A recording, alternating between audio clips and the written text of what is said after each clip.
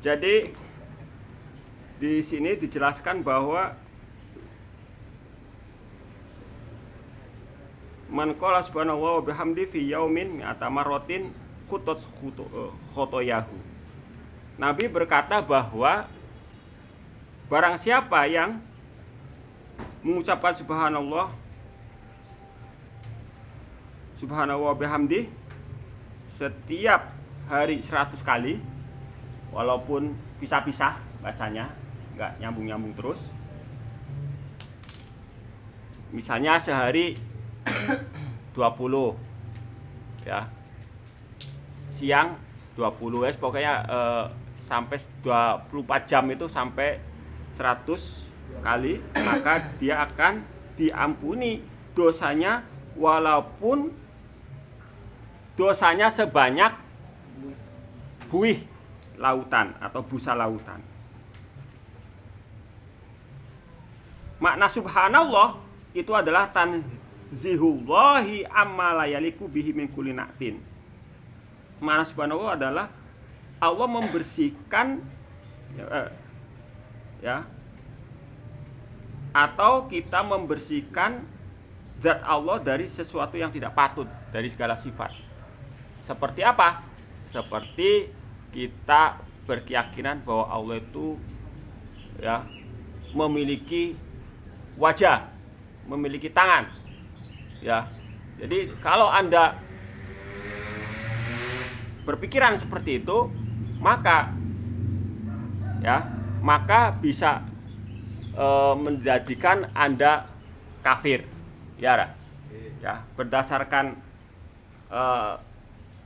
dalam surat Al-Ikhlas apa ya? Walam yakulahu kufuwan ahad.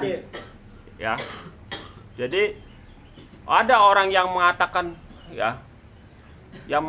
bahwa Allah itu tingginya 30 meter kayak tingginya Adam, itu jelas orang itu telah tersesat, bahkan bisa keluar dari Islam, karena dia adalah kelompok Mujassimah yang menganggap bahwa Allah itu memiliki anggota badan.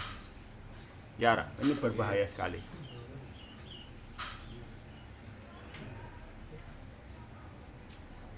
Lah lafaz subhanallah itu gimana secara nahwu sorofnya? Yaitu lafaz subhanallah itu adalah mudhof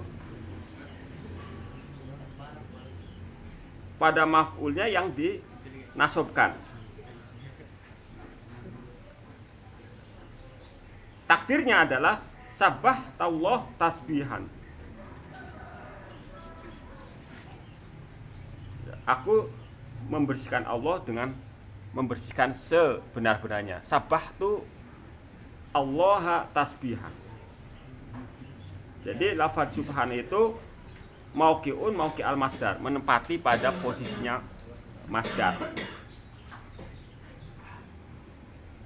Tapi boleh menjadi mudhofnya fa'il. Ya, mudhofnya fa'il. Ai nazzahallahu nafsah. Ya. Ya. Ini masuk nanti di YouTube-nya itu. Harus diedit dulu.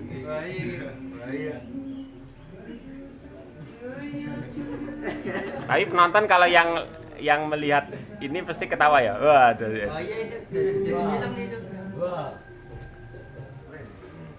Dan Rasulullah berkata subhanallahi nisful mizan, bahwa subhanallah itu adalah separuh dari timbangan.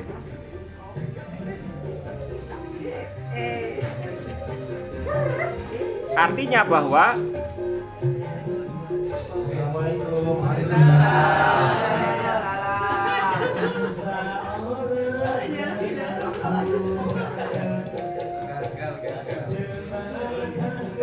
Gatot.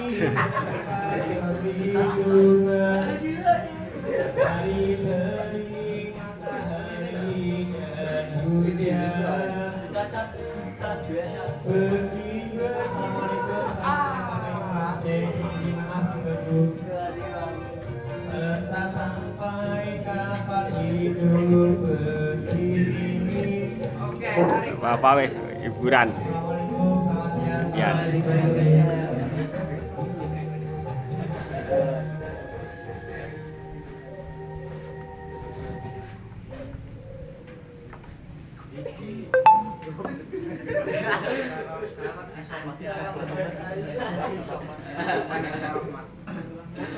Jadi kalau subhanallah sendiri itu baru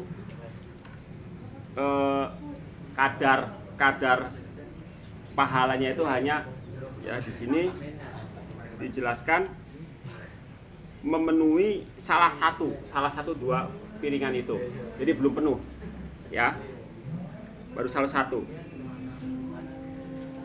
Ya, walhamdulillah mil'ul mizan. Yang memenuhi itu adalah alhamdulillah. Jadi kalau misalnya baru satu ditambah alhamdulillah, maka yang satunya jadi penuh. Ya, jadi timbangan satunya separoh, ya, dengan baca subhanallah timbangan satunya sudah penuh, kemudian ditambah lagi dengan alhamdulillah, maka kedua-duanya menjadi penuh. Wallahu akbar, adapun bacaan Allahu akbar itu memenuhi langit dan bumi. Ya. Allahu akbar itu berarti itu lafaz Allahu akbar itu ya memenuhi ya seperti kabut. Ya, seperti kabut atau seperti hujan yang basahi bumi. Ya, jadi kata-kata itu sangat agung sekali sehingga ya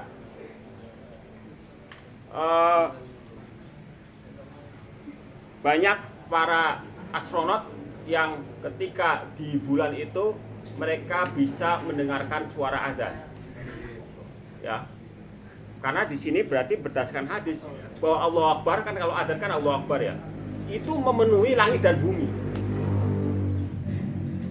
Ya, sementara bulan itu masih di langit. Jadi jangan heran ketika ilmuwan sedang di bulan, mereka atau di planet lain, ya, mereka masih mendengarkan suara azan. Ini dalilnya seperti ini, yaitu wallahu akbar fil samawati wal ard. Bahwa Allahu Akbar itu memenuhi, nyeseki, ngebeki langit dan bumi. Ya, jadi suaranya itu menggema sampai di langit. Wah, itu ya sesuatu yang luar biasa. Kemudian wala ilaha illallah laisa dunaha sitrun wala hijabun. Bacaan la ilaha illallah itu bisa menjadikan itu terbuka, tutup dan hijab. Ya tadi saya ceritakan itu. Sehingga apa di sini bal tasadu bila maniin bisa naik tanpa penghalang. Masa Anda tadi baca bismillah baca la ilaha illallah terus dengan bacaan yang khusyuk itu bacaannya itu bisa masuk ke ya ke langit hatta takhallasa ila rabbiha sehingga sampai ke Tuhannya. Ya. Sehingga yang Anda rasakan itu seperti sedang ekstasi. Ya, orang sadar. Jadab lah istilah gampangannya itu. Saking indah ya. Pas wah, yang dilihat Anda itu adalah alam gaib, alam apa, ya, alam langit. Ya, semuanya itu muncul. Karena apa? Karena bacaan la ilaha illallah Anda, tapi ini mungkin sesuatu yang sulit apabila tidak ada apa? Tidak ada mursyidnya. Kemudian Rasulullah bersabda bahwa barang siapa yang tahlil atau membaca la ilaha illallah 100 kali, membaca tasbih 100 kali dan membaca takbir 100 kali, ya baca la ilaha illallah 100 kali, kemudian baca tasbih 100, kemudian takbir, ya maka sesungguhnya itu lebih baik daripada Anda memerdekakan 10 budak, atau korban 7 onta badana, ya, atau onta yang inilah ya, yang gemuk-gemuk. Dan di riwayat lain disebutkan bahwa barang siapa yang membaca tasbih, tahlil 100 kali, tasbih dan tahlil ya, setelah sholat ghodat, setelah sholat subuh, maka dia diampuni dosanya walaupun dosanya itu sebanyak busa di lautan. Dan Rasulullah juga bersabda, barang siapa yang mengucapkan subhanallah walhamdulillah wala ilaha illallah akbar wala haula wala quwata illa billahil aliyil azim,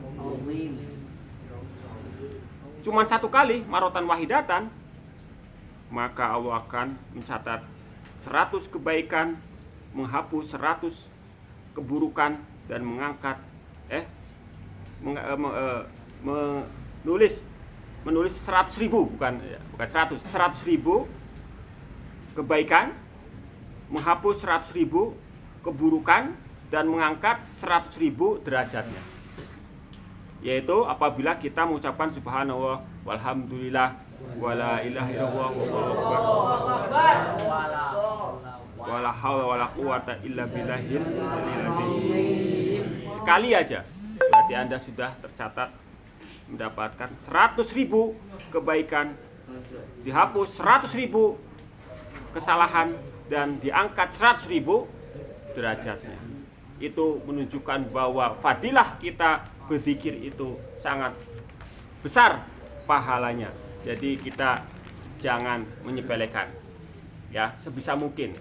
Apa kita mau baca sholawatnya, baca tasbihnya, baca tahlil, alhamdulillah dan sebagainya, semuanya itu akan menjadikan kita menjadi orang yang dekat dengan Allah hanya dengan zikir, ya.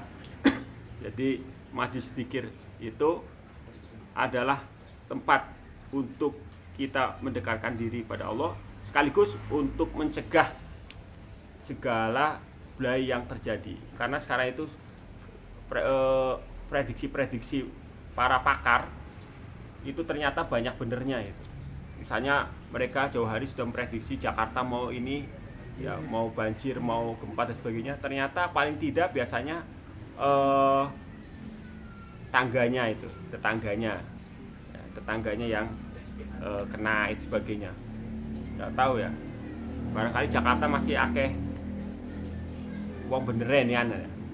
Ya, moga-moga syukur-syukur Luwung Ragi khususnya, Brebes umumnya juga termasuk yang terhindar dari banjir, dari gempa, terutama gempa yang menakutkan. Kalau banjir paling ya setelat mana nggak surut. Tapi kalau gempa itu kan ya entok bebek entok meri ya. Iya, umay ancur-ancuran. Tegal. Tegal alhamdulillah masih akeh wong sing zikir. Ya, masih banyak yang bersolawat. Ya, insyaallah ya, pokoknya cobaan sekarang baik berupa gempa, banjir itu ternyata sudah mulai jelas apa? Jelas milih-milih. Ya, kalau katanya gitu daerah yang maksiatnya hajar itu. Tapi kalau misalnya itu ya, kalau misalnya daerahnya yang dibaik banyak ya, insyaallah ya akeh pondoknya ya ada yang diredam. Karena yang bisa meredam yang meredam adab Allah itu adalah umarul masajid, orang yang meramaikan masjid, dan orang yang wal mustaghfirina bil ashar, yaitu orang-orang yang istighfar atau bertahajud di waktu sahur. Ya, atau jadi intinya yang bisa meredam adab Allah itu adalah orang yang meramaikan masjid dan orang yang rajin sholat tahajud. Ya, itulah yang menyebabkan dosa bencana itu terhalang.